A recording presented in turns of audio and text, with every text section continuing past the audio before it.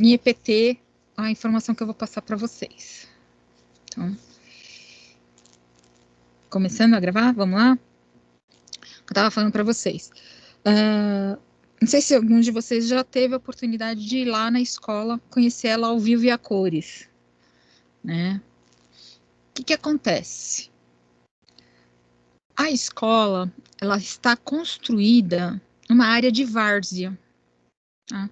O que é uma área de várzea? É aquela região onde o rio, nos momentos de alagamento, nas épocas de cheia, ele ocupa, né? Que é o famoso região de charco. Porém, o Rio Pinheiros ele sofreu uma retificação do seu leito, né?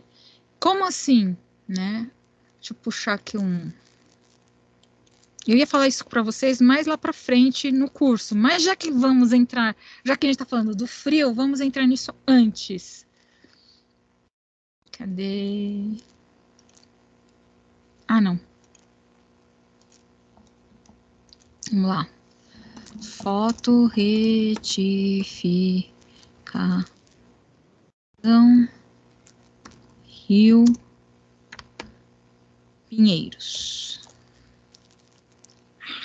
Eu adoro essa foto. Então, para quem não conhece, tá? O Rio Pinheiros, na Marginal Pinheiros, que a gente conhece, aquela coisa reta, bonita, né? Não era reta. Era essa coisa toda torta aqui, ó.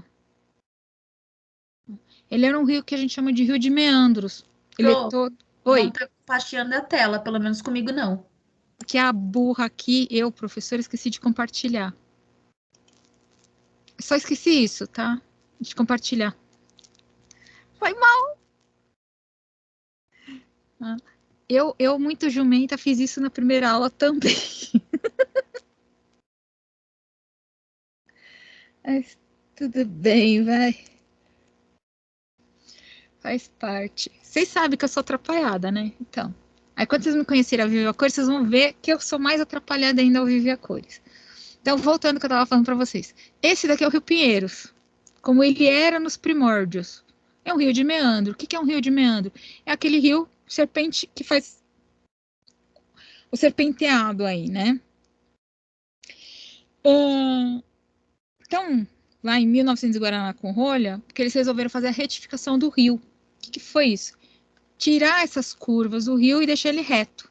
Tanto é que essa foto aqui, ela mostra justamente o trecho de início das obras para deixar esse rio reto. Tá? E a escola, tá?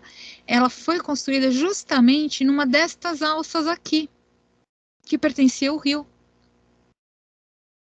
Tá? E quando era a época de cheia, o rio ocupava toda essa parte aqui e mais um tanto para cá e para lá, de alagamento. Tá? Nessa foto aqui dá para ver melhor. Bem melhor, diga-se de passagem. Aqui está o Jockey. O Jockey Clube. Tá? E aqui está justamente a ponte Eusébio Matoso. A escola está mais ou menos por aqui, onde está o mouse. Mais ou menos por aqui assim. Então, vocês estão vendo esse braço do rio? Então, ele adentrava e quando era época de cheia, ele alagava até chegar perto de onde é a escola hoje. Então, a gente tem esse primeiro problema.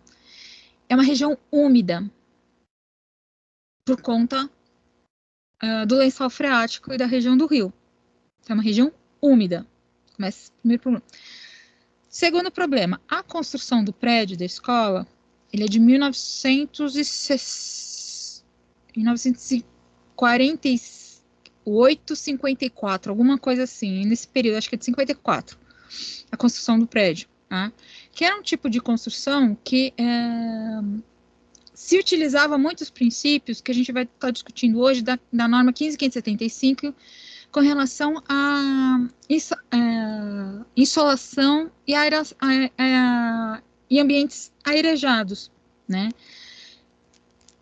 No verão, é muito gostoso ficar no pátio da escola, porque ele venta legal, tem uma boa ventilação,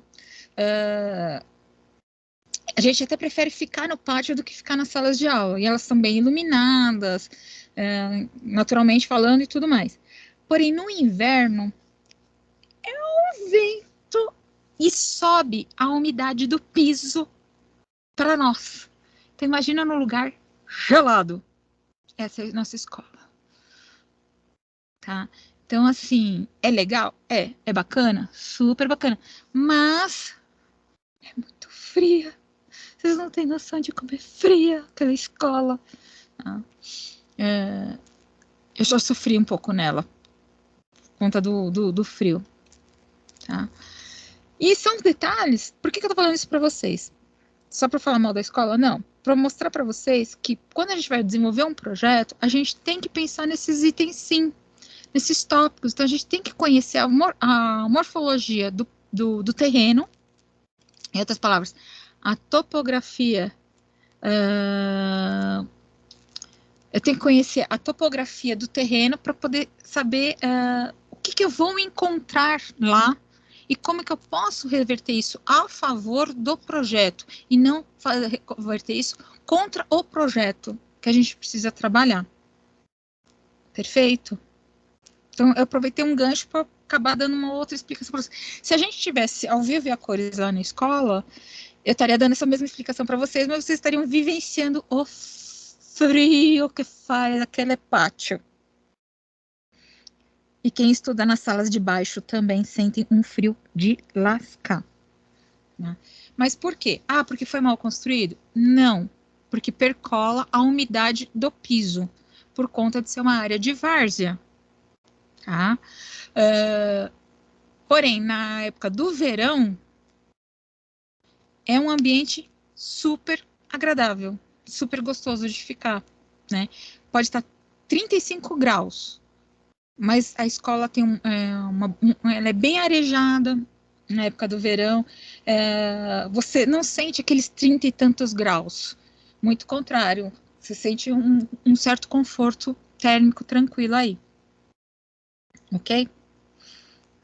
Por que disso tudo? Porque na década de 50, 40 e 50, de 1950 e 1940, as construções eram pensadas justamente na questão que hoje se fala muito, que é a eficiência energética na construção, que é a sustentabilidade, que é pensar os elementos geográficos, né, os elementos de relevo a favor da construção.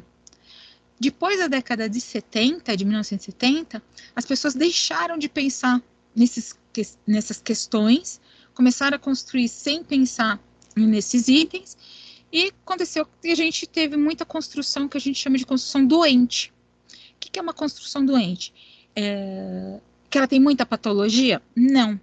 Ela causa algumas doenças para as pessoas que lá ocupam. Tá?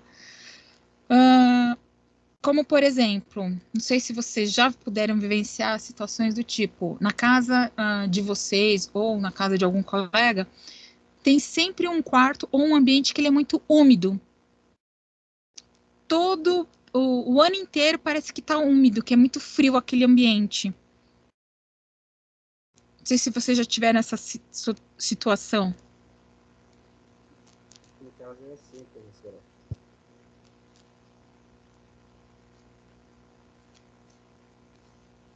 Sim, o quarto do meu namorado.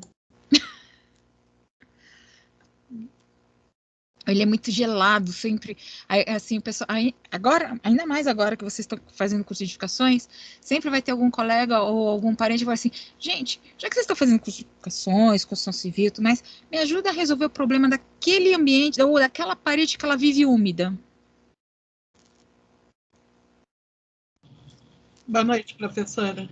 Boa noite. A sua parede parece que está minando água? Também. Então, eu vou lhe dar o mesmo conselho que eu dei para mim.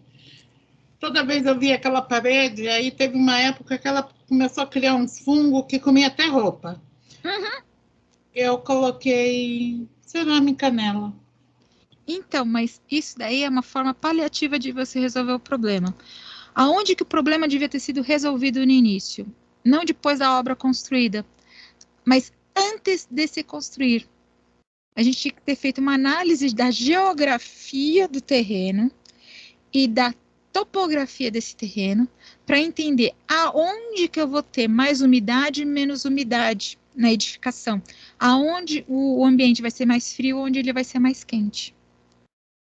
Eu não tinha aprendido edificação e nem me interessava.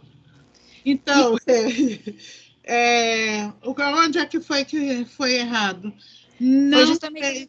não foi feito, não colocou nada para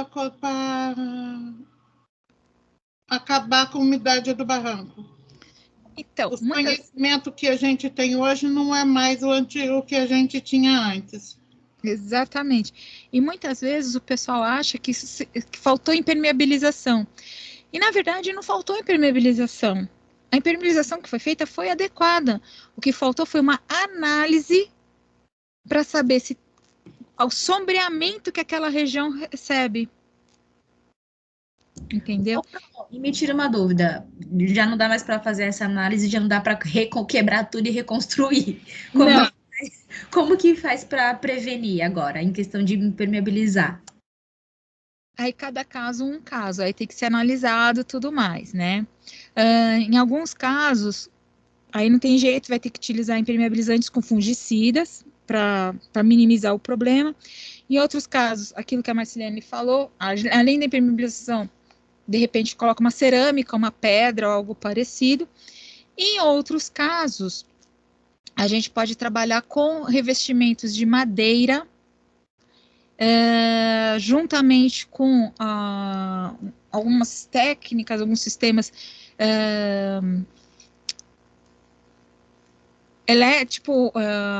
resistências elétricas para minimizar essa situação. Ou, que eu já vi, né, o pessoal trabalhar muito com o sistema que os egípcios utilizavam, com espelhos. Você faz o espelho receber a luz do sol e refletir nessa parede ou nessas paredes que tem esse problema. Sim, ele vai aquecer. A gente usa bastante isso para lugar bem pequeno também. Então, isso daí o pessoal em design utiliza muito, mas para quê? Para aumentar, ampliar o ambiente e tudo mais. E eu posso utilizar isso também para esquentar o ambiente. Os egípcios usavam isso bastante.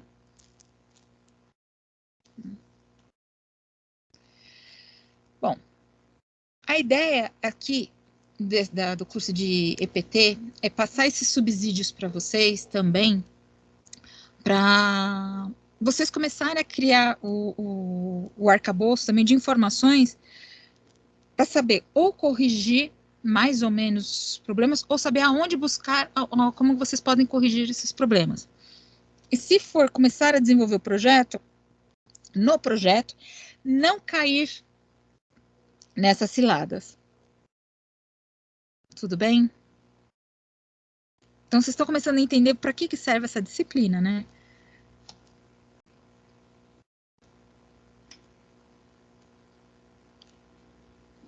A gente vai ter muita troca de informações, olha, isso é legal, isso daqui vai dar ruim, isso daqui pode ser que seja uma boa, e assim por diante. Tá? Que a gente vai, na verdade, nessa disciplina, a gente vai resgatar conceitos que se utilizavam na antiguidade, aí depois caiu-se por terra, voltou a ser utilizado no período do Renascimento, aquela coisa, caiu-se por terra de novo. Aí, no período modernista, voltou a ser utilizado em larga escala, né? Caiu-se por terra e agora está novamente voltando como se fosse, não posso dizer para você, uma descoberta, o ovo de Colombo. Só que são técnicas que já eram utilizadas há milênios, né? Só que as pessoas deixaram de utilizar.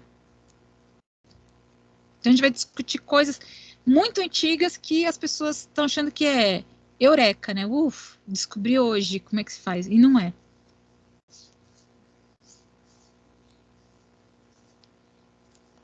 Então, Vézio, com relação ao espelho, realmente, se a região não bater sol, o espelho não serve. Mas eu tenho que fazer como eu falei, eu tenho que fazer aquilo que os egípcios faziam, é jogo de espelhos. Então, não é um único espelho, eu tenho que trabalhar com mais de um espelho, e um vai ficar sempre refletindo no outro até bater no que eu preciso. É difícil de trabalhar com isso, né? Não é uma coisa fácil. E outra, você tem que fazer de uma tal forma que fique harmonioso com o ambiente e não dê ofuscamento nos ocupantes da edificação. Tá? Não é uma situação fácil de resolver, mas dá para resolver com espelhos também. Eu vou ser sincera para vocês, eu não conseguiria fazer. Mas quem é especialista em mexer com espelho faz isso brincando. Bom, eu não gosto de espelho, né? Já começa por aí, mas tudo bem. Faz parte. Tudo bem até aqui, gente, nesse nosso pequeno coloque o bate-papo? Sim. Vocês viram que começou tudo do tipo, está frio, e na escola como que estaria, e aonde a gente foi parar, né? Quer dizer, uma coisa está interligando na outra, sem querer, mas tem muita interligação. Foi um momento de conhecimento, foi muito bom. E assim, e o legal de EPT, Mariana, assim, eu gosto muito dessa disciplina de EPT, gosto pra caramba de dar essa matéria, mas porque ele é uma disciplina muito densa, muita informação, mas ao mesmo tempo são informações de curiosidade geral e muito pertinentes à nossa área, que muitas vezes deixa passar batido por outras questões, um monte de coisa, né? Então, eu gosto dela por causa disso, porque a gente reúne um monte de informação de uma forma mais leve também, não é uma coisa maçante, no meu ponto de vista, né? É melhor do que ficar lendo livros e mais livros e mais livros sobre uma coisa e você não entender porcaria nenhuma no final. Sim, professor, puxa a imaginação e dá uns pensamentos bons. E eu gosto de trabalhar com o dia a dia de vocês, pegar exemplos do dia a dia de vocês, né, do que está acontecendo e tudo mais.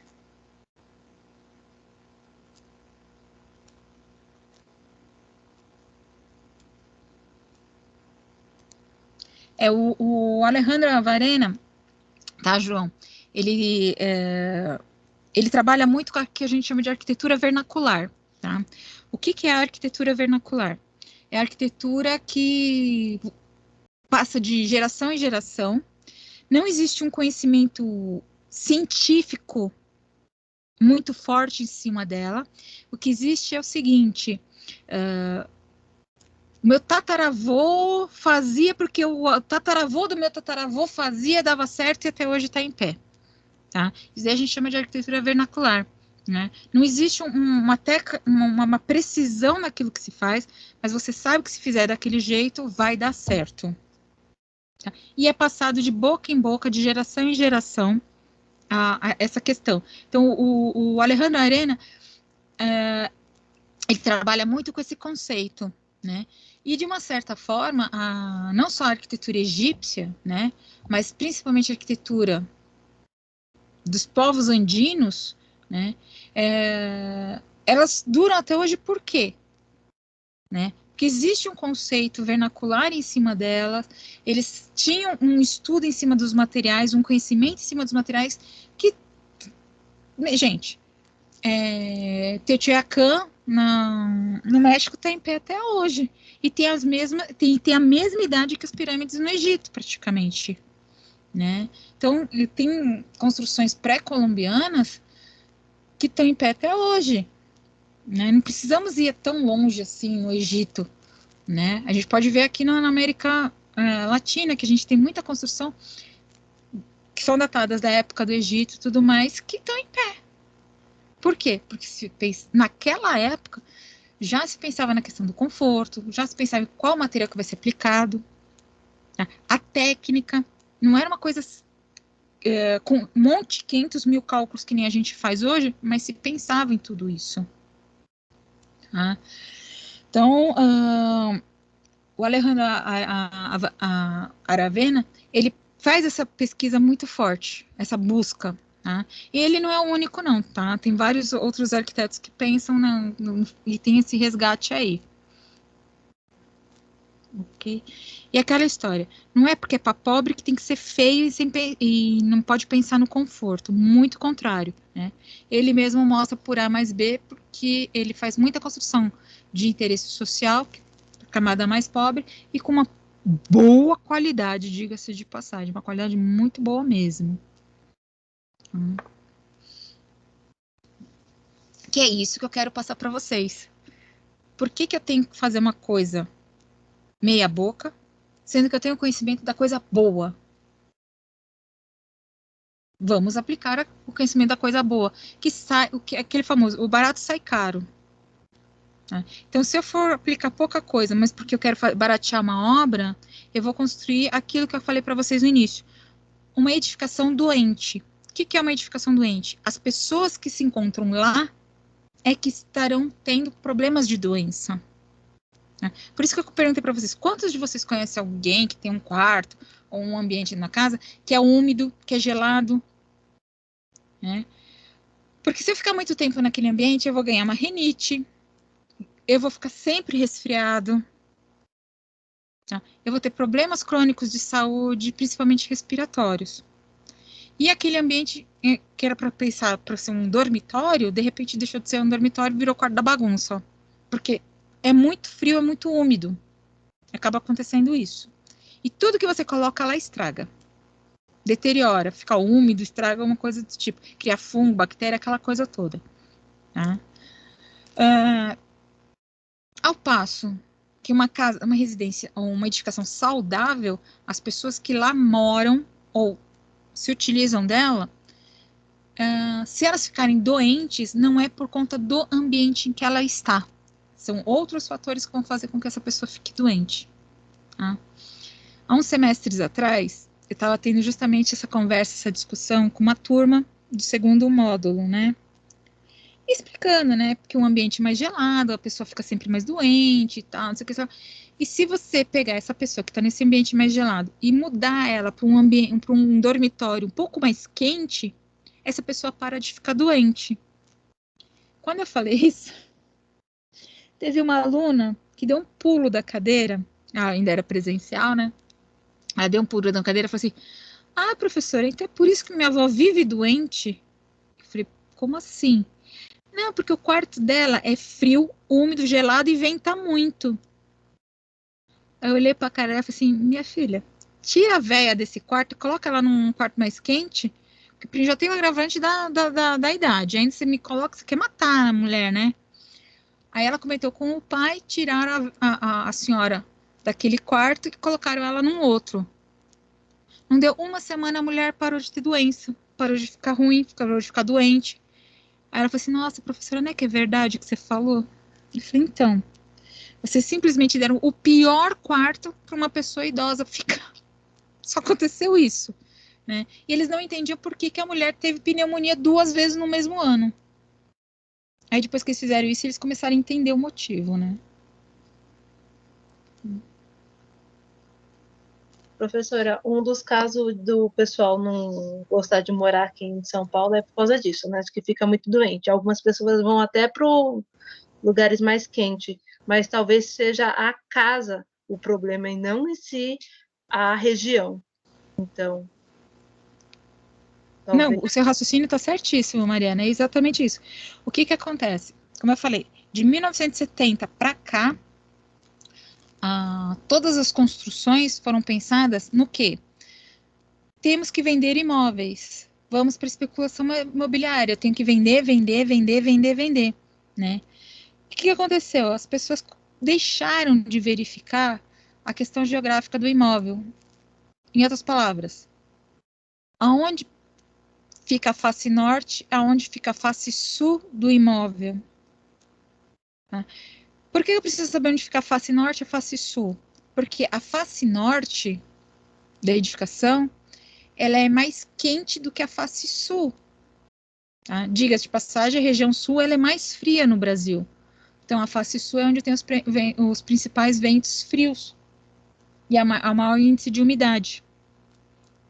E na face norte, né, é onde eu consigo ter o maior índice de insolação das edificações, que eu consigo prever qual ambiente eu quero que tenha sol de dia, ou perdão, de manhã, e qual ambiente que eu quero que tenha sol à tarde, quando estão na face norte. O que aconteceu? Existem muitos imóveis, muitas residências, muitos apartamentos que todas as janelas estão viradas para a face sul. Aí, por isso que as pessoas falam, morar em São Paulo é ruim. Não, você que não soube procurar direito a habitação para morar em São Paulo. Se for face norte, você não tem problema nenhum. Face sul, meu amigo, você está fazendo vestibular para virar pinguim. Professora, boa noite. Boa noite, Zé. Eu trabalho numa imobiliária e eu trabalho com imóveis, e essa questão da face sul, face norte é uma questão de tomada de decisão para um cliente comprar um apartamento. Exatamente. Muitos perguntam, eu só quero o apartamento se ele for face norte e tiver o sol da manhã. Outros falam, eu só quero se for o sol da tarde.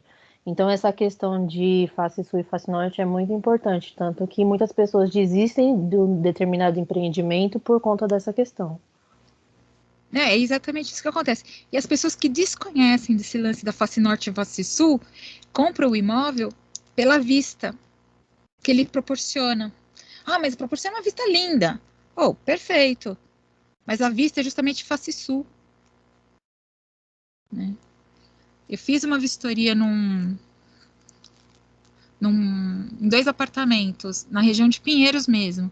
A vista que tinha, tanto das janelas dos dormitórios, quanto da sala e do terraço gourmet, era maravilhosa, coisa mais linda que tinha, né? Porém, era face sul. Eu estava num dia que fora do empreendimento estava 30 graus, eu estava de blusa dentro do apartamento, porque o apartamento estava gelado.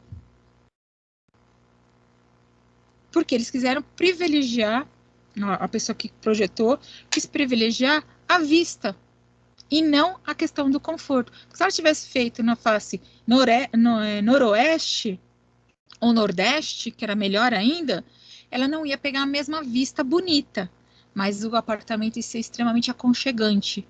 Não, mas ela jogou tudo para a face sul. Imagina um apartamento que custa 5 milhões de reais gelado. Pois é. Aí depois o pessoal manda pôr piso térmico com serpentina, não sei das quantas, para não sei.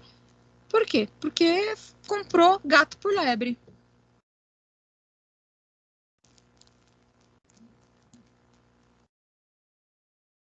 Pagar tão caro e depois ficar. Não dá não, professor. Difícil isso. Eu sei. Eu lembro que tinha uma época que eu estava vendo uma casa para comprar. Acabei não comprando, né? Assim, eu cheguei a começar a pagar tudo mais, aí a construtora fez o distrato comigo. Não fui eu que fiz o distrato com a construtora. Porque deu um rolo lá com eles e acabou, sem querer, não sei como, né? Eles venderam a casa que eu tinha escolhido para uma outra pessoa e acabou fazendo o distrato com o contrato comigo, tudo. Tudo bem, acontece isso, né? E eu tinha escolhido uma casa justamente pela face onde ela estava, e não pela vista que ela ia me proporcionar. E eu lembro que na época o corretor falava para mim, mas você está comprando a casa errada. Você tem que comprar a casa num trecho tal, porque ela é maior e é mais arejada. Só que o trecho que ele estava me mostrando, era justamente a face sul do terreno, que era um conjunto condomínio fechado. Era justamente a face sul. Ia ficar tudo voltado para a face sul, né? Aí, quando eu cheguei e falei pro corretor que ele que estava equivocado e expliquei para ele por A mais B aonde que estava o erro dele, ele teve que enfiar a viola do saco e sair, né? Coitado.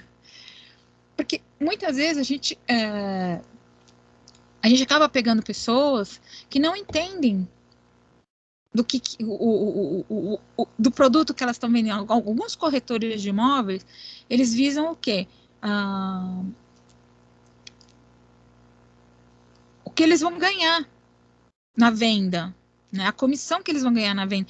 Então, para eles, quanto eles venderem mais coisa mais cara, se é face sul, face norte, eles estão um pouco se lixando. Agora, quando eles pegam um cliente que entende do assunto, aí o bicho pega. E aí casa naquilo que a Isabela estava falando. Porque quando você pega um cliente que entende do que ele está querendo, a peneira, às vezes, para a gente chegar e mostrar para ele o imóvel, tudo tal, muitas vezes acaba acontecendo o que ela falou, a pessoa desiste de comprar porque não achou aquilo exatamente adequado. Né? Mas quantas pessoas têm esse conhecimento? Pode ter certeza. De 20 pessoas que vão atrás do imóvel, 2 ou 3 é que tem esse conhecimento. A maioria não tem esse conhecimento. Vai pela vista que o apartamento pode determinar.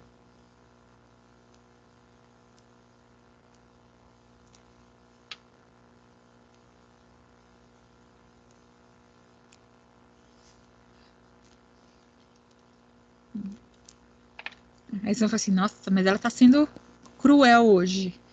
Mas é a realidade. Você ia falar alguma coisa, Marcelene? Pode falar. Com licença, o que acontece? Eu queria saber qual é o melhor lado, porque assim, ó, na minha casa, eu não sei se eu fiz um bom negócio ou um mau negócio, mas durante o ano inteiro eu recebo sol da tarde. O ano inteiro. Fala. Não outra bobeira mesmo. Isso significa que no verão a tua casa é um forno. Tô errada? Não, ela é fresquinha. Eu moro no alto. E provavelmente. Assim, tá gelado, não imagina como tá aqui, tá? Porque geralmente, quando você pega muito sol no período da tarde, significa que no verão, a maioria das vezes, não é sempre, tá? Dependendo do posicionamento que você tá com relação ao norte, sul, leste, oeste, no verão, a sua casa ela é muito quente e à noite fica quase que impossível de dormir, tá? Por que a gente geralmente fala, principalmente para os dormitórios, ficarem na face leste e não oeste? Que é a face onde o sol nasce, tá? Porque o sol da manhã, na verdade, assim, o sol em si, ele tem a mesma temperatura em qualquer horário do dia. Mas a camada de nuvens que a gente tem, a camada de vapor d'água que existe na atmosfera, tudo mais, dá a sensação que o sol está mais fraco de manhã. Né? Isso significa o seguinte, que ele filtra melhor as ondas, os raios solares. Então, os raios solares que adentram na nossa edificação, eles são benéficos para matar alguns germes, bactérias, vírus e tudo mais. Tá?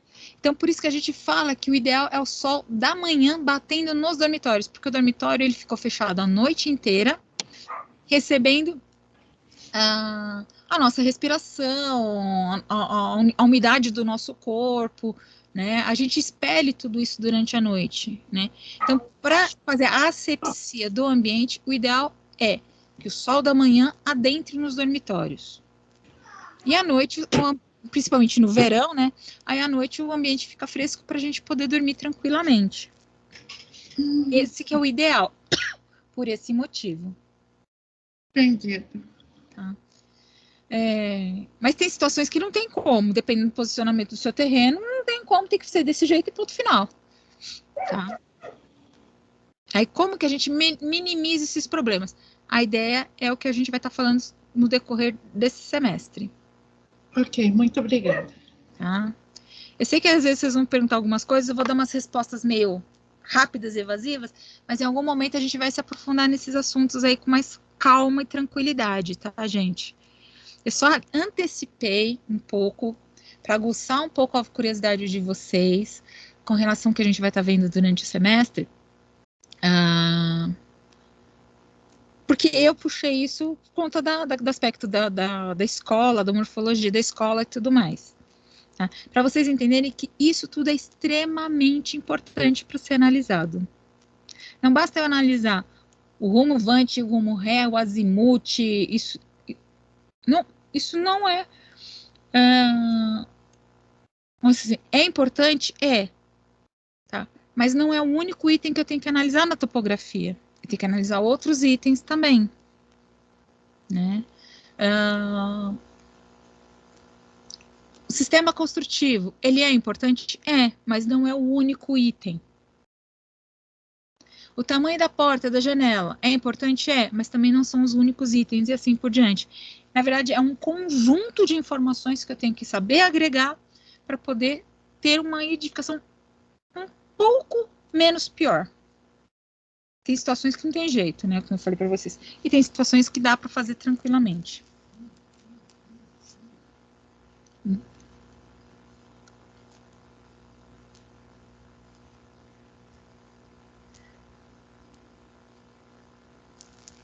Tá, o João, para aguçar um pouco essa questão aí, me lembra que eu não tô com esses livros aqui agora, nesse exato momento, tá?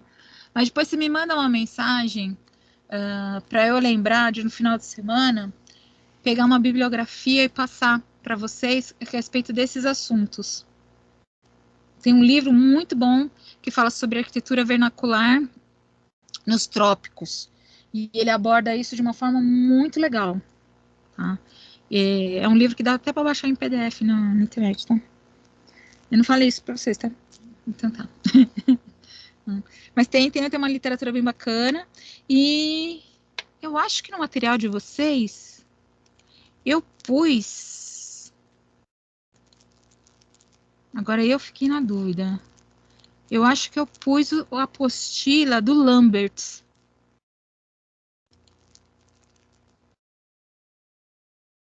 Essa apostila aqui, Casa Eficiente, ela é bem bacana. Ah, esse secasse. Deixa eu ver se é essa daqui. Tem uma apostila que é do Lamberts. Eu não lembro se eu acho que eu disponibilizei ela para vocês, sim. Vamos usar a cabeça? Não é aqui. É aqui. Insolação. Casa Eficiente. Não é essa. Essa apostila aqui. Ah, é. Essa mesmo. Essa apostila é do Lamberts também. Tá? De arquitetura bioclimatológica ou bioclimática, né? Esse cidadão aqui, Roberto Lamberts, tá? Ele é um professor na área de arquitetura, lá da Faculdade Federal de Santa Catarina, tá? O cara manja muito desses aspectos que eu tô falando para vocês. Aqui, ó, Universidade Federal de Santa Catarina, Florianópolis. E ele fala muito dessa questão de eficiência energética. Então, o material que eu ia falar para você já está disponível aqui, tá? Que é esse Casa Eficiente. É um material muito rico, muito bom, tá? Que tem volume 1, 2, 3 e 4, tá? Se alguém quiser se aprofundar depois nesses assuntos, são esses. E tem um livro, que eu acho que eu não coloquei aqui, não, esse eu não coloquei aqui, tá? E tem essa apostila de conforto térmico, que também é do Lamberts. É do Lamberts essa? É do Lamberts também, tá? Essa apostila de conforto térmico, que é um complemento daquela outra de casa eficiente, tá? São os melhores materiais que eu posso falar para vocês, que tem uma linguagem muito fácil para vocês trabalharem, ok?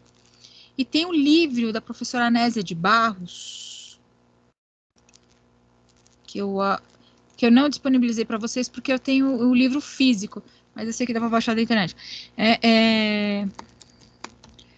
Manual de Conforto. É esse livro aqui.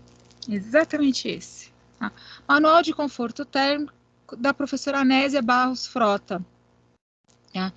Esse daqui, ele é um livro muito bom, só que a linguagem dele é um pouco mais difícil de trabalhar. Tá? Mas é um livro que eu também recomendaria para vocês, tá? Esse aqui, ó. Se vocês procurarem, vocês conseguem o PDF dele, tá? Mas para vocês, para ser uma linguagem mais fácil, eu recomendaria somente aquelas apostilas do Lamberts, que já é o suficiente. Agora, vocês querem uma linguagem mais técnica, mais bruta, tudo mais, o livro da professora Anésia. Um complementa o outro, essa que é a verdade. Tá? É uma sugestão. E tem o livro que eu falei para vocês de arquitetura vernacular, que é manual... Arquitetura sustentável. Essa vida, agora eu tenho que lembrar.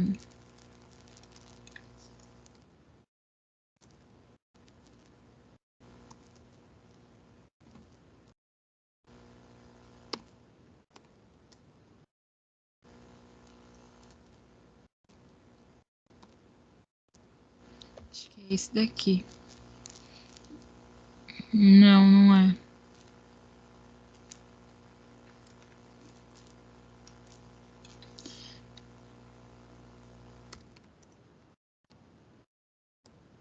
Os trópicos. Não vou achar aqui, não. Ele é capa verde, o livro. Mas eu tenho esse livro, só que ele não tá aqui comigo no momento. Mas eu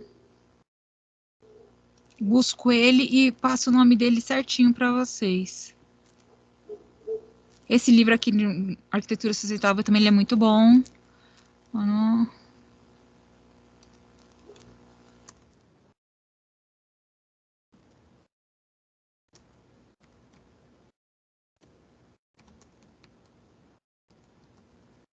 Sei que o nome do autor... Ele não é nem, o autor não é nem brasileiro, e ele fala sobre coisas do Brasil. Isso que é interessante.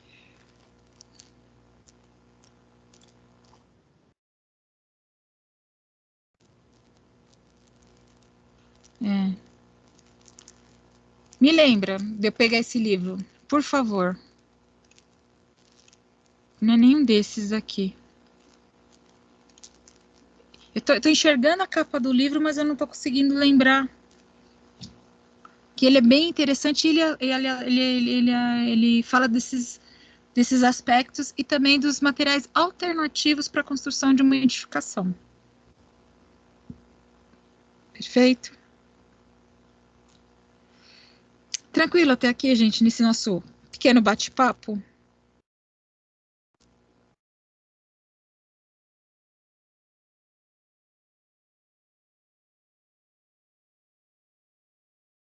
Eu não sei se vocês gostam de quando a gente faz uma aula mais ou menos desse gênero aí, porque tem gente que não gosta, tem gente que gosta que a gente vai tascando matéria logo de cara, né? Mas às vezes acho que um bate-papo assim é bacana também, não sei. Muito bom mesmo. Olha, eu gosto. Porque, de certa forma, a gente está falando da matéria, só que a gente está falando de uma forma mais descontraída, né? Na minha opinião, não sei. Bom, enfim.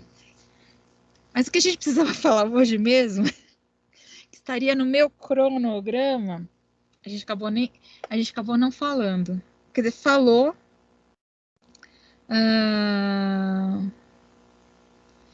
mas de uma forma indireta sobre essas informações, né? O que eu queria estar passando para vocês, que era o mote inicial da aula mesmo, né? Deixa eu abrir aqui o AutoCAD para mostrar para vocês. Isso porque ele estava aberto e eu fechei. Esperta. Mas tudo bem, tudo bem, tudo bem.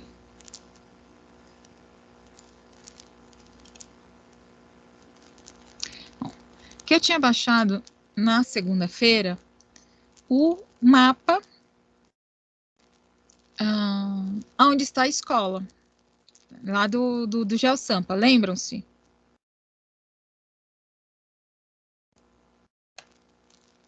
Sim.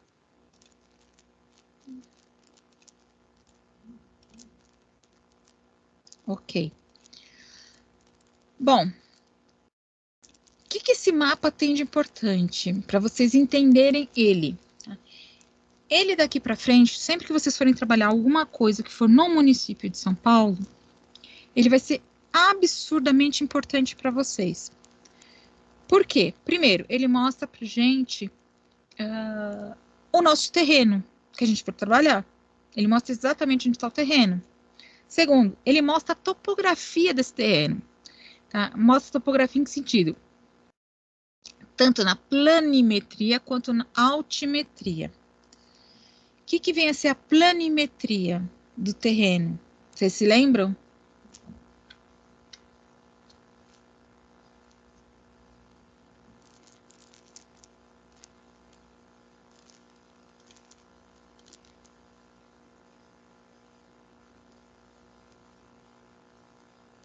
A topografia do semestre passado, gente. O que é uma planimetria?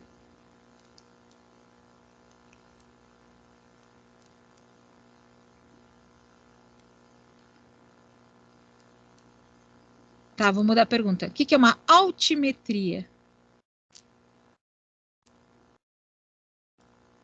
Altura.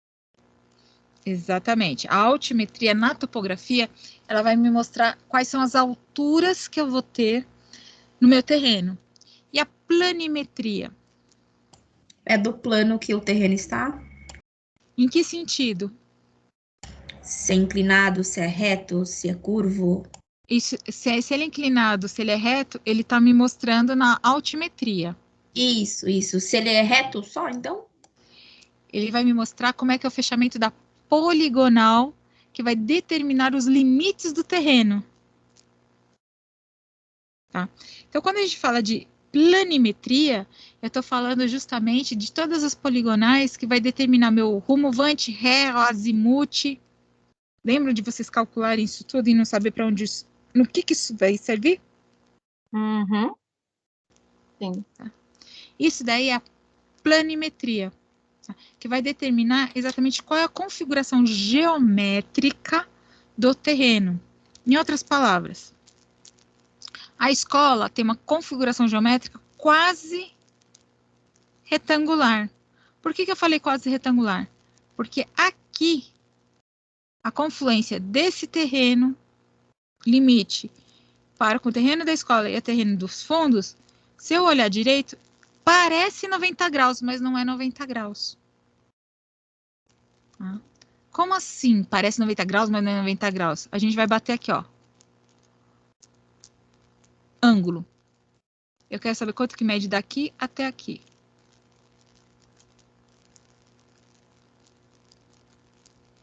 Aí é claro que tem que estar desconfigurada essa coisa, né? Ele está com 92 graus.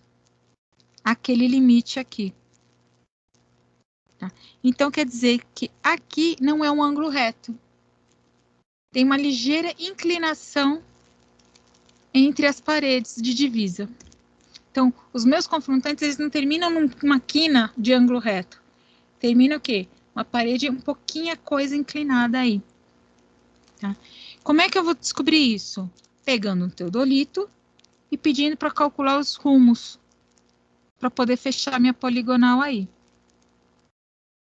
Ok? Então, isso é planimetria. A altimetria, numa planta topográfica, ela é dada pelas curvas de nível. O que é a curva de nível? Acho que a professora Roseli e o professor Arnaldo explicaram para vocês no semestre passado, né? É que a cada X metros, eu subo 1 metro. Então, eu vou andar na horizontal 2, 3 metros, no final, subir 1 metro. Ando mais 5, 6 metros, subir mais 1 metro, e assim por diante. Tá? Então, cada uma dessas linhas que eu estou selecionando,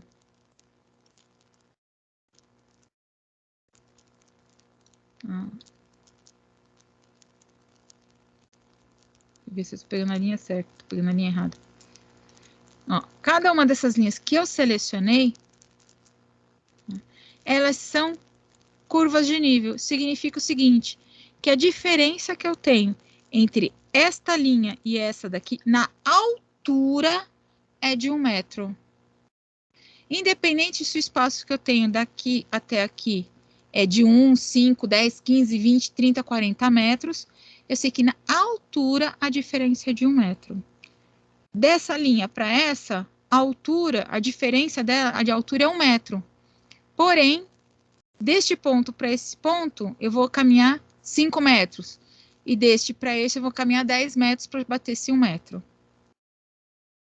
Então, a curva de nível vai determinar qual que é a minha diferença de altura.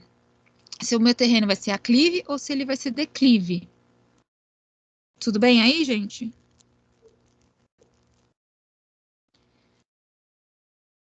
E esse mapa traz para a gente justamente como que é a morfologia, né, dessa região de Pinheiros, aqui, um pedaço de Pinheiros e um pedaço da Vila Madalena.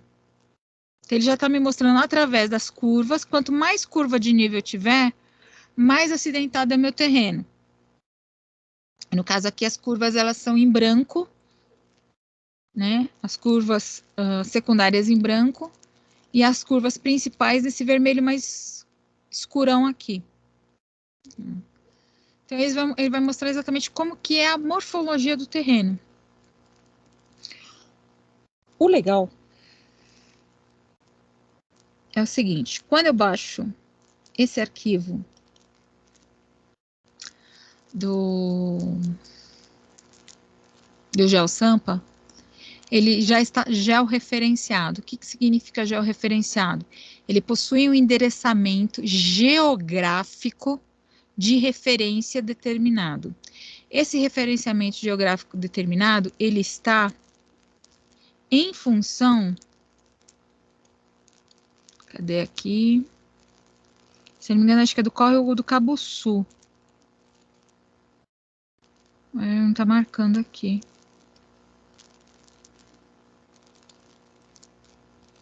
Tem algum lugar que ele fala, mas eu acho que é do córrego do Cabuçu. Que eles zeram tudo a partir do córrego do Cabuçu.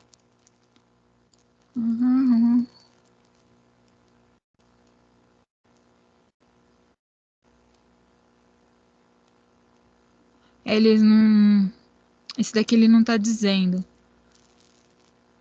Mas, em geral, em função do córrego do Cabuçu, que eles fazem o ponto de referência, tá? Para poder fazer todos esses... o georreferenciamento da forma correta, tá? Esse posicionamento geográfico, tá? Eles pegam um ponto conhecido, delimitado geograficamente, e a partir dele faz toda a leitura variação. Como é que é feita essa leitura aí para vocês entenderem o processo? Não precisa ficar com dó do pobre coitado do estagiário. Ele não desenha nada disso. Para vocês ficarem mais felizes aí, tá? Isso é feito através de equipamentos topográficos, tá? Acoplados num avião, tá? Por isso que esses levantamentos se chama levantamento aerofotogramétrico. Aqui, ó. Levantamento aerofotogramétrico. Porque ele é feito através de um sobrevoo de um avião que ele passa pela cidade de São Paulo de tempos em tempos, tá? A cada 10 anos, a cada 15 anos. Tá? Isso quem determina é o departamento de urbanismo, tá? E esse voo, ele é feito a partir de uma altura e velocidade constante, tá?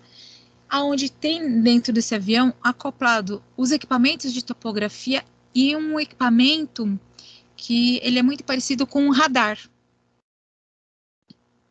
O que acontece?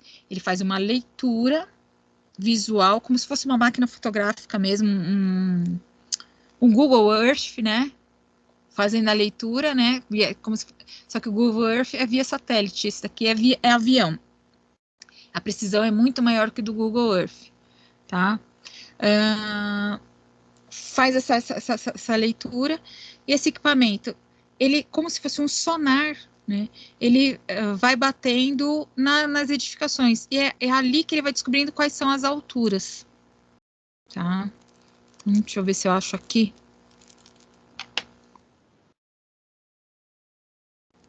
Aerofotogrametria.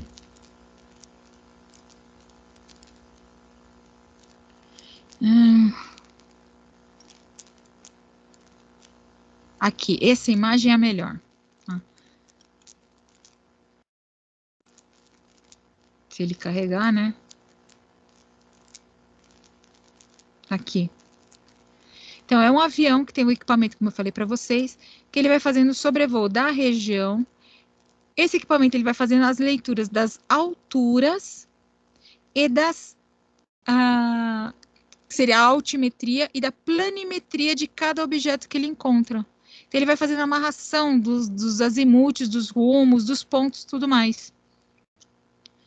Feita todas essas leituras aqui, fazendo a amarração matematicamente falando, é jogado para um computador, aonde gera-se aquele mapinha ali. Então, é onde é gerado esse mapinha aqui. Tá? Então, como eu falei para vocês, não precisa ficar com dó do estagiário. Tá? O máximo que o estagiário vai fazer é pegar a informação do computador que está no avião e jogar para um computador para decodificar tudo isso e transformar nessa coisa linda aqui. Tá? Como eu falei para vocês, ele é georreferenciado, ele tem uma referência geográfica. Tá? Quando a gente fala de georreferenciamento, é referenciamento geográfico. Esse referenciamento geográfico é em função de latitude e longitude. Tá? Porém, como eu também tenho a questão da altimetria, eu também tenho que referenciar em função do nível do mar essas minhas alturas. Então, quando eu jogo no CAD esse mapa e peço para visualizar no 3D, né, que foi o que eu fiz aqui, né? Cliquei nessa rodaninha aqui e pedi o 3D básico. Né? Aí eu venho aqui e peço para visualizar. Cadê? Visualize. Papel também, né, pô? Oi? Hoje em dia tem uns drones que faz esse papel também, né? Faz isso para áreas pequenas. Para cidades ainda é o avião.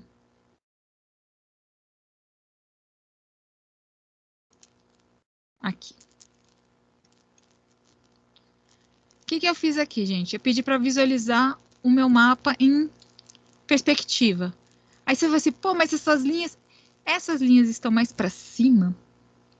Pelo seguinte, a planta base, ela está na altura zero do eixo Z, que quer dizer a linha, nível do mar.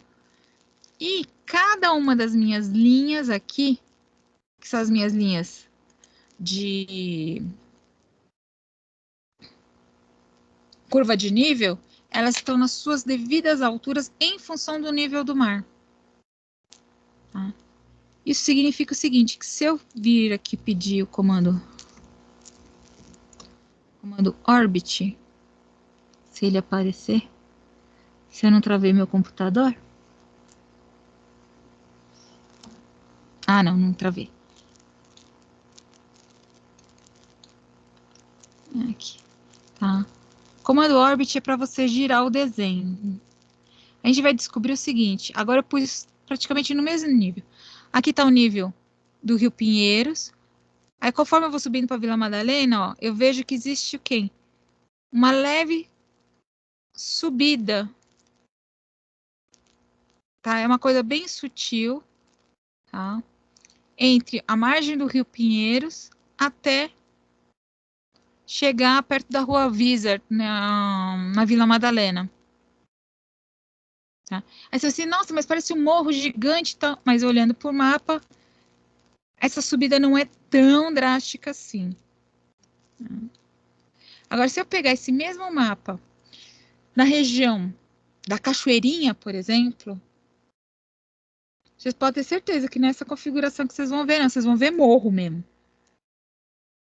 Tá?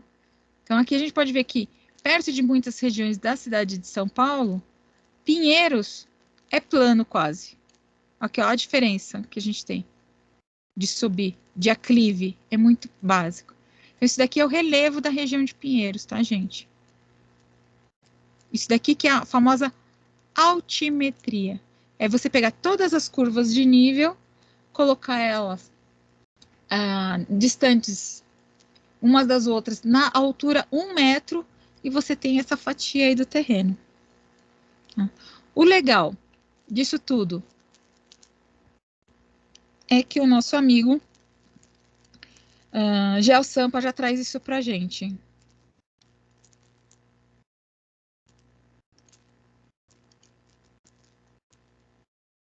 Ok? Por que eu quis mostrar isso para vocês? Porque isso para a gente vai ser extremamente importante. Porque eu preciso conhecer como é que o meu terreno é. Se ele é aclive, se ele é declive. Primeiro ponto. Então, eu tenho que saber ler as curvas de nível. Tá? Segundo ponto. Tendo uma carta, uma base, né, cartográfica bem definida, eu consigo ler nessa base cartográfica, além das curvas de nível, eu consigo saber onde que fica o norte, onde fica o sul, onde fica o leste, onde fica o oeste. Qual é a latitude em que esse terreno está? Porque a latitude ela também é extremamente importante para eu definir quantas horas de iluminação o meu ambiente ou a minha casa vai ter durante o verão, ou durante o inverno, ou durante o outono e a primavera. Em outras palavras, vamos ter que recordar as estações do ano. Tá? Aí você vai assim, gente, eu aprendi isso lá na quinta série, que era para ficar lá na quinta série. Não, vocês vão usar agora.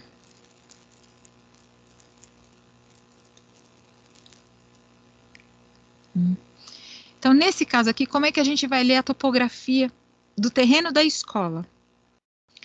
Na rua, vocês estão vendo que aqui na rua tem alguns pontinhos, que tem os números embaixo desses pontinhos. Ele está me dizendo que no eixo da rua, no meio da rua, né, em relação ao nível do mar, eu tenho as seguintes altitudes. Tá? Num trecho mede 728 metros e 52 e no outro mede 728 metros e 22 centímetros. Isso significa que de um ponto para o outro, tá?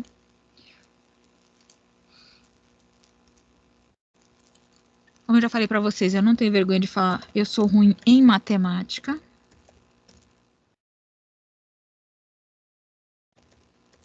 Então, de um ponto para o outro, aqui, ó, deste ponto para este ponto, eu tenho uma diferença de 30 centímetros de altura. Isso significa que essa parte aqui é 30 centímetros mais alta que esta parte aqui na rua. Não parece, parece que é plana a rua, né? Mas não é. Tá? Ela tem um pequeno desnível aí de 30 centímetros. Mas esse desnível de 30 centímetros, eu tenho que andar aproximadamente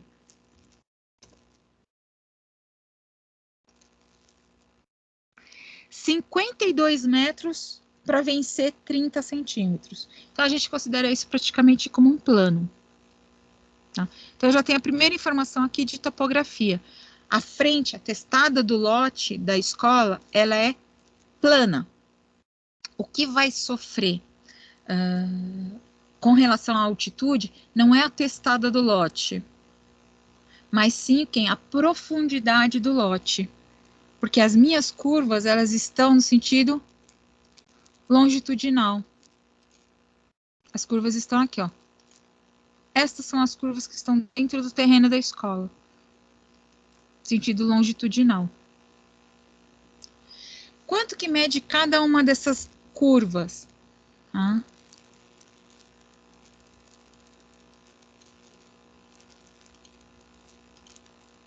Vem aqui, cadê?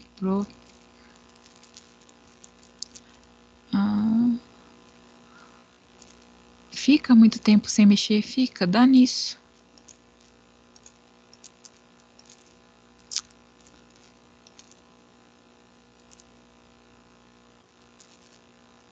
A última vez que eu mexi no CAD, tá, gente, foi com vocês. Então, não tenho vergonha de falar que eu estou me perdendo aqui.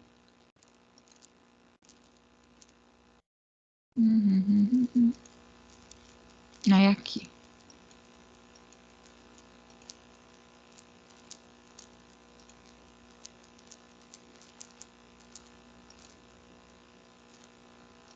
Não, não, não. É aqui mesmo. Ah, aqui, propriedades. Tava na minha fuça. Disfarça. É o frio, é o sono. Dá nisso. Então, aqui, ó. Com a curva selecionada, tá aqui, ó. A curva de nível, ela é uma polyline no CAD. Então, eu vou descer aqui na barra de ferramenta, na de propriedades.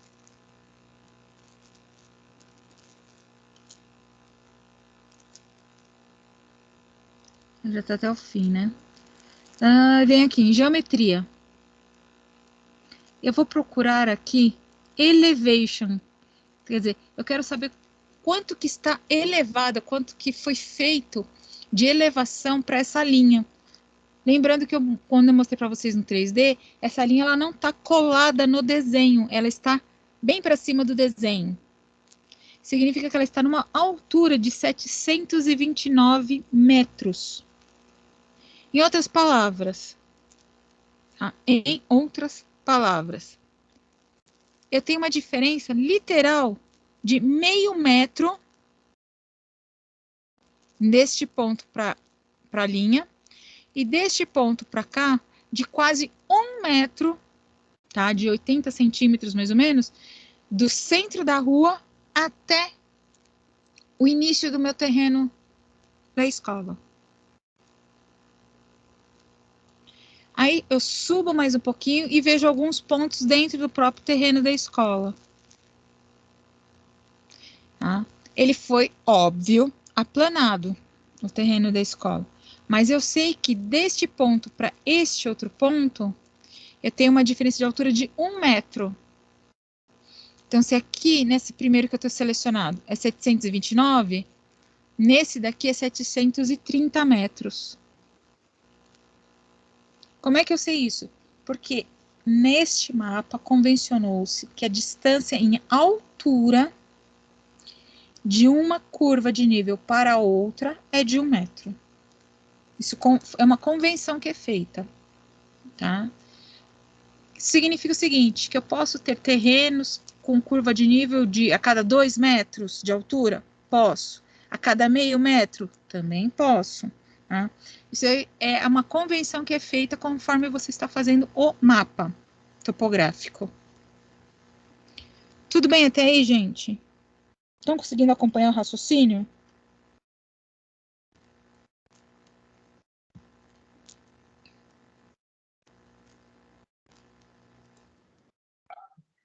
Tô acreditando que sim. O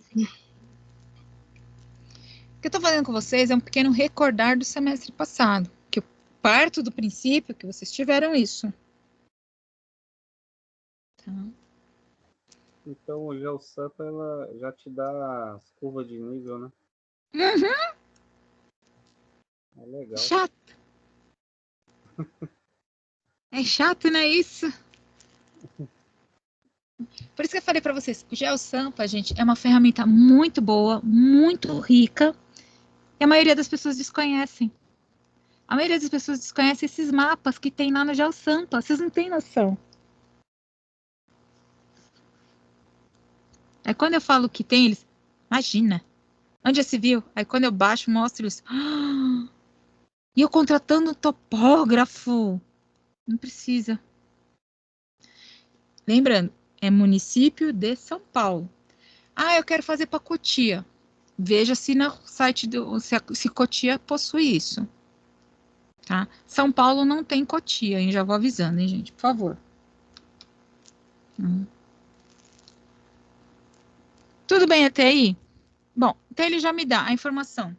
O terreno é um aclive um aclive suave, não é um aclive muito pesado, porque para eu subir 1 metro dentro do terreno, eu tenho que caminhar deste ponto até este ponto aqui, 60 metros, para subir 1 metro. Então, é um aclive suave, tá? O que é um aclive? É subida. O que é um declive? É uma descida, tá? Como é que a gente determina quando o terreno é aclive e quando ele é declive? Sempre a partir da testada do lote para o fundo do lote. Então, a testada desse... O que é a testada do lote? É a frente do lote, em função da rua. Então, nesse caso aqui, a frente do lote, em função do fundo do terreno, tendo como referência a topografia, ele é aclive, porque ele está subindo. Perfeito? Sim. Gente, se tiverem dúvidas, vocês podem perguntar, pelo amor de Deus, tá?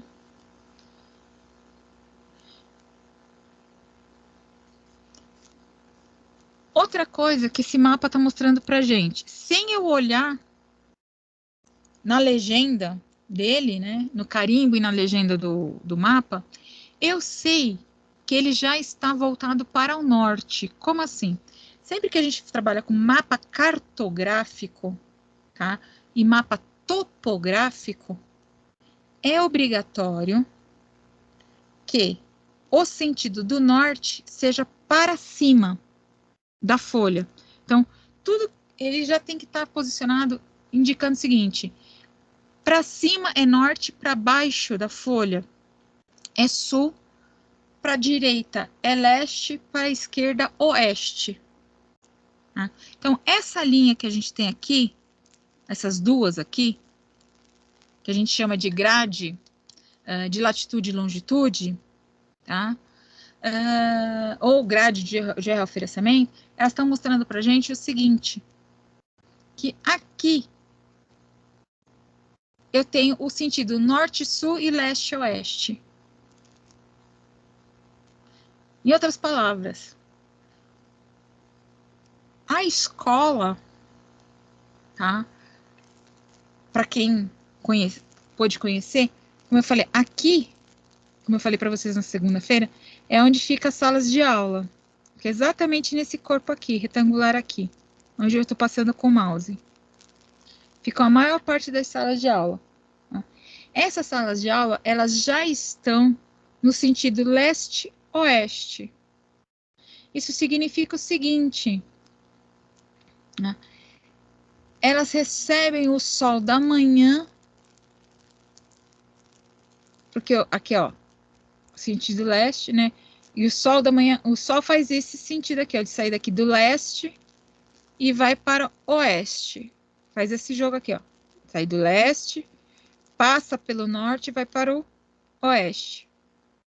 Então, eles recebem a iluminação do sol logo cedinho, nos primeiros horários, tipo até 7h30, 8h da manhã, tem um pouco de entrada de sol nessas salas. Aí depois o sol, ele passa para cá, para essa face aqui, perto da 1h da tarde, mais ou menos. E à tardezinha, não bate mais sol nessas salas. Mas eu tenho iluminação e eu tenho quem? Eu tenho a ventilação. No caso das salas de aula, eu preciso da iluminação, né, que eu já tenho, porque a gente tem janelas hiper grandes, mas principalmente da ventilação. Face sul é onde eu tenho os ventos predominantes para poder fazer uma boa troca de ventilação.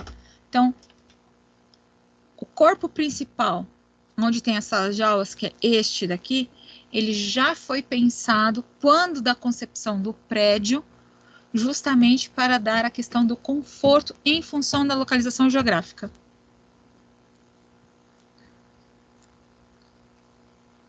Isso faz com que a gente economize dinheiro com ar-condicionado. Essas salas, no verão e no inverno, não precisa de ar-condicionamento. Tem os ventiladores lá para ter, mas não há necessidade. Professora, Pois não? É uma pergunta. Tem como eu saber qual que é o norte e sul de um terreno sem eu ter a planta dele ou ter algum aparelho para que eu consiga determinar? Tem como eu saber? Tem. Vamos lá. Peraí. Tem como você saber, sim. Por exemplo, se eu não soubesse, no caso aqui da escola, se eu não tivesse essas duas linhas, que mostram onde é norte, sul, leste e oeste, certo? Eu teria que chegar no terreno da escola. Primeira coisa que eu ia perguntar é, aonde que o sol nasce? Chegaria e perguntaria para alguém que mora na região. O sol nasce para que lado? Aí a pessoa vai apontar o lado que o sol nasce. Para o lado que o sol nasce, você pega e vai direcionar quem? A sua mão direita, que é o leste. Isso significa que o oeste é a tua mão esquerda. Para sua frente é norte, para as tuas costas é o sul. Entendeu? Entendi sim, professor, interessante. Isso daí a gente aprende na quinta série, gente, pelo amor de Deus. E tem uma forma que você, quando você tem relógio de ponteiro, determinar qual é o grau certinho que o seu terreno tem, o ângulo que ele está exatamente. Como, por exemplo, aqui está fácil, porque ele está exatamente em norte, sul, leste, oeste, certo? O terreno da escola. Mas, por exemplo, vamos pegar uma outra situação aqui. Esse terreno aqui. Esse retângulo aqui, que é esse terreno aqui. Vou até circundar ele aqui para ficar mais fácil vocês enxergarem. Esse terreno aqui. Ele não está no sentido norte, sul, leste, oeste. Como é que eu vou descobrir onde que é o norte, o sul, leste, oeste? Né? Eu vou ter que ficar de frente. Eu vou ter que vir aqui na frente do terreno e perguntar onde que o sol nasce. Aí eu vou falar assim, nasce para esse lado aqui. Então você já vai virar a tua mão direita para esse lado. Onde está o mouse. Aí você vira a mão esquerda para o outro lado. Então você já vai saber que o terreno ele está o quê? Inclinado em função do norte, sul, leste, oeste. Se você tiver um relógio de pulso, de ponteiro, tá? Como é que você consegue ajustar isso? Você vai pegar o relógio, ajustar ele como se fosse 3 horas da tarde. E vai direcionar justamente o ponteiro da hora, né? Para a face leste. E o ponteiro que seria o número 3 para leste e o número 12 para norte. Você já tem uma posição. Aí, o que você faz? Em função disso, você vai olhar no seu relógio aonde que está a sua rua. Aí você vai fazer um giro e vai contar a partir dos minutos quais são os minutos, eles vão se tornar os graus do transferidor. Tá? Ele é mais chatinho de você conseguir fazer isso, mas dá para você determinar qual é o ângulo que o terreno está em função do norte. É um pouquinho mais chatinho de fazer, mas dá para fazer. Através do relógio de pulso. Mas tem que ser de ponteiro, não pode ser digital. Ou tem uma outra forma mais fácil ainda. Essa daí eu costumo passar para vocês mais para frente, mas eu passo já. Deixa eu vir aqui fazer uma coisa primeiro. Existe um aplicativo do celular, que esse é mais fácil ainda de descobrir, tá, Mariana? Mariana e resto de pessoal aí. Eu tô puxando aqui no celular, tá?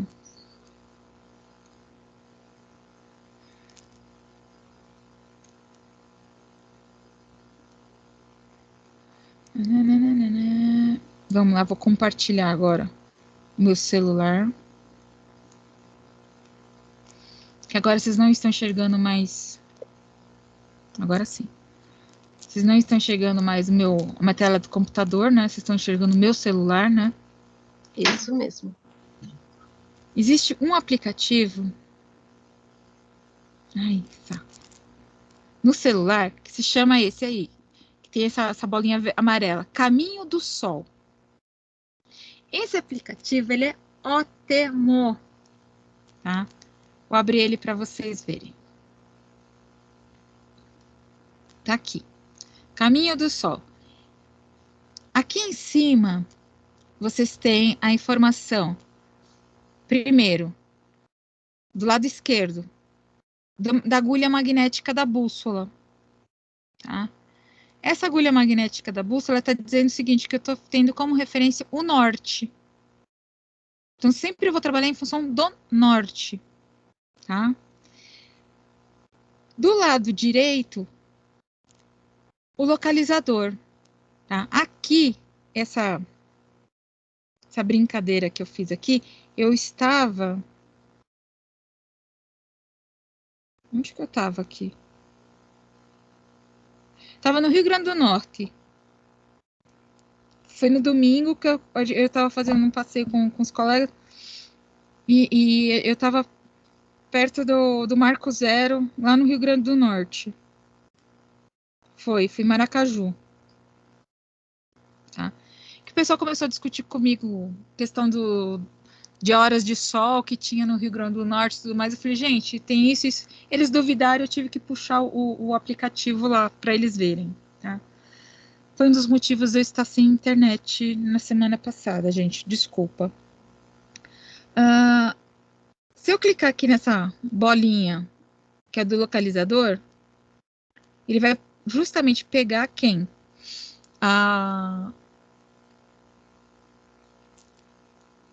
O meu GPS do celular, ele vai procurar onde que eu estou. Ele vai localizar justamente o ponto que eu estou, que é perto da Vila Madalena. Tá? Aqui ele já está me dando a informação do norte. Para que lado que é o norte? Ele já me dá um mapa em função do norte. Então, se eu quero saber do terreno que eu estou, tudo mais, né, basta eu pegar e usar esse... e qual é o grau que está em função da latitude, longitude, do ângulo, do norte e tudo mais, eu posso usar esse aplicativo também. Tá? Aí vem aqui nesses 3 pontinhos, que tem aqui do lado, ele vai me dizer qual o horário que o sol nasce, que ele se põe, a lua, e tem um ponto que ele mostra a latitude e a longitude, lá em cima, latitude e longitude, e em função dessa informação de latitude, longitude, e o sol nascer e tudo mais, eu consigo determinar quantos graus está o meu terreno, aqui em carta solar. Eu consigo determinar, em função do norte, quantos graus que está através dessa carta solar aqui. Isso daí é um outro departamento que eu vou explicar mais lá na frente, tá, gente? Não se preocupem. Ou através dessa tabela aqui de inclinação do azimute e do zenite, que também é uma outra coisa que eu vou explicar lá na frente.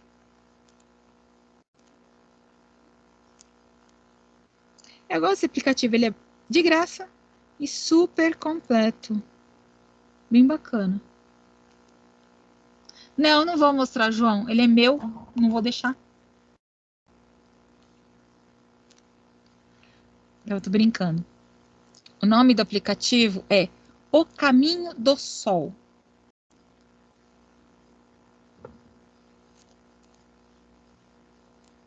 Conseguiu ver agora? O nome do aplicativo se chama O Caminho do Sol. Existem outros aplicativos que falam sobre isso e tudo mais, mas esse eu achei um mais simples e o mais completo.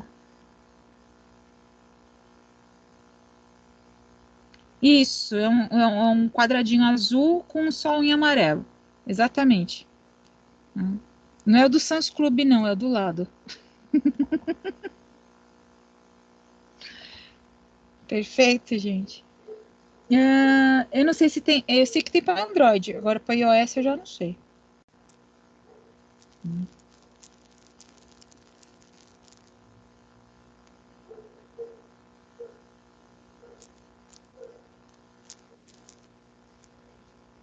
Ah, eu consegui baixar? Que bom, Ju. É assim, ele é um software super leve, muito prático, e assim, ele traz muita informação, mas muita informação mesmo. Tem um outro aplicativo, na verdade nem é um aplicativo, ele é um site, que eu fiz um curso rápido com um pessoal de Curitiba, que eles falam muito dessa questão de sustentabilidade e tal, e eles passaram um site que ele é muito mais completo e complexo de se mexer. Mas eu acho que para o nível de vocês, nesse momento, esse aplicativo é o melhor que tem e dá para fazer coisa para dedéu. Eu acho que não precisa utilizar os outros, não, porque os outros, na verdade, eles não são nem aplicativos. Eles são sites ou são programas mais complexos, tudo mais. Esse daí, para o que a gente precisa na construção civil, ele tá ótimo, tá de perfeito tamanho. O que a gente tem que saber é o quê? É utilizar. Beleza. Tá? O que a gente tem que saber é o quê? É utilizar, entender, interpretar as informações que estão nele, tá? Que é uma das etapas aí do curso desse semestre. Tudo bem, gente?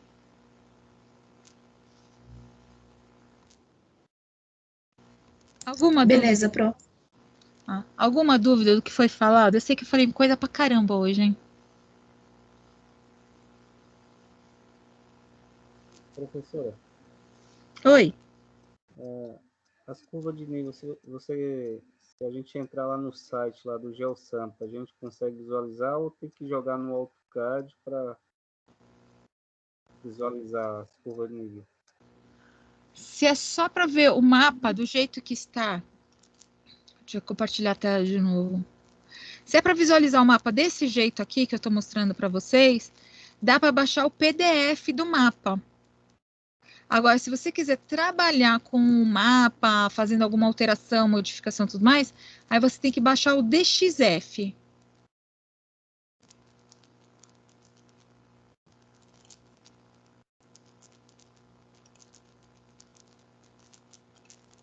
Ok?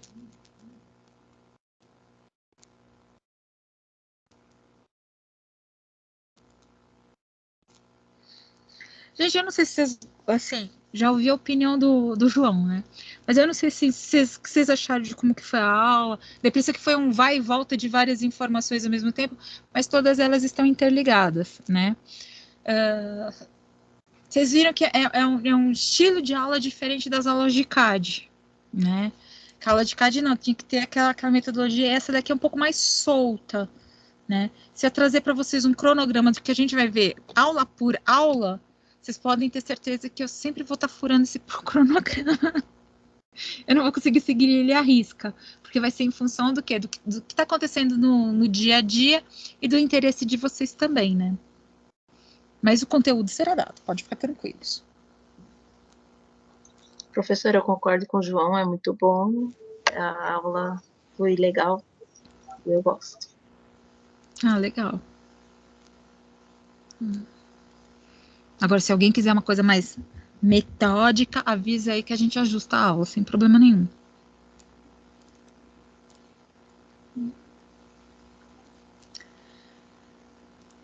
Gente, alguma dúvida?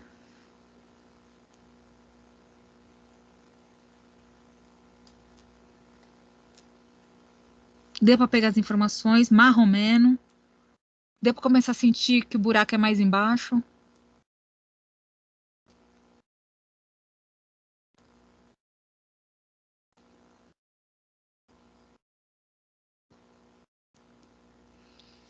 Tá tranquilo, prof. Foi bem tranquila. As informações passadas. Eu acho que é a primeira vez que eu escrevo no caderno na sua aula. Oh, que legal! Bom, moçada, é o seguinte. Eu sei que tá frio, como disse o João, o pessoal deve estar no terceiro sono porque tá frio e a gente tá com vontade de hibernar um pouco, né? Então a gente vai encerrar por aqui, tá? Se vocês tiverem alguma dúvida, pode mandar pelo chat ou anota e na segunda-feira a gente está discutindo aí as dúvidas, seja a aula presencial ou online, a gente vai estar discutindo essas dúvidas sem problema nenhum. Perfeito, moçada? Beleza. Então, uma boa noite, não esqueçam de tomar banho, não vão dormir porquinhos, tá? Um bom frio, ou melhor, se agasalhem para não passar frio, e até semana que vem. Obrigada pela vossa atenção. Obrigada, professora. Obrigada, professora. Boa noite. Boa noite. Boa noite, Pro. Isso mesmo, João, depois me cobra qual que é o livro, senão eu vou esquecer, tá? Por favor. Boa noite.